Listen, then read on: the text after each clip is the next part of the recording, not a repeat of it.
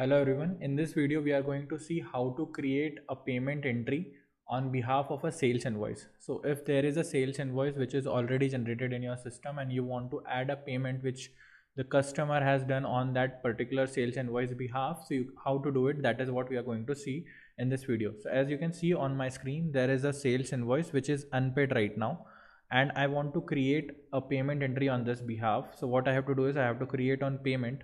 Right, as soon as I'll click on payment, there would be a new form which will open up, and in this form you can see that the series is already created and the payment type is receive, because this is on the behalf of sales order or sales invoice. So in this part, that payment type would be receive. The company name is already coming, posting date is the current date, mode of payment you can select. In my case, for example, I have taken the payment using bank draft, so I'll just choose the payment as bank draft. You can add a company bank account. If you have not created a company bank account, you can create a new bank account also. I'll leave it as it is. For example, in this particular video, I had to collect 17,700 rupees from this particular customer of mine, but he has paid around 10,000 rupees to me. So I'll just enter the paid amount over here. I don't have to add the complete amount. So 10,000 rupees maybe as an advance he has given me, so I'll just use 10,000 rupees.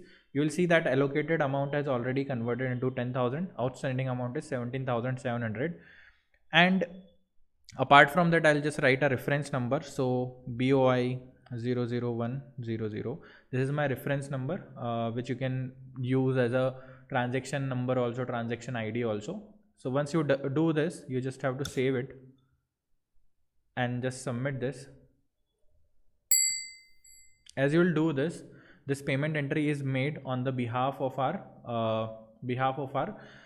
sales invoice. If I'll go back again to the sales invoice which I created, so I'll go inside sales invoice list. So you'll see that this sales invoice is automatically converted into partly paid. If I'll open this, you'll see that the payment entry would be automatically made. And if I'll reload this,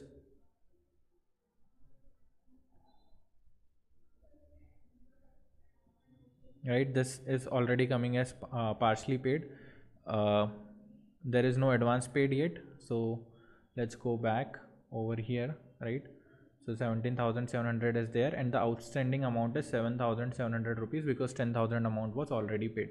So this is how you can add a payment entry inside ERPNext using sales invoice. If you like this video, please do like, comment and share this video. Thank you so much for watching.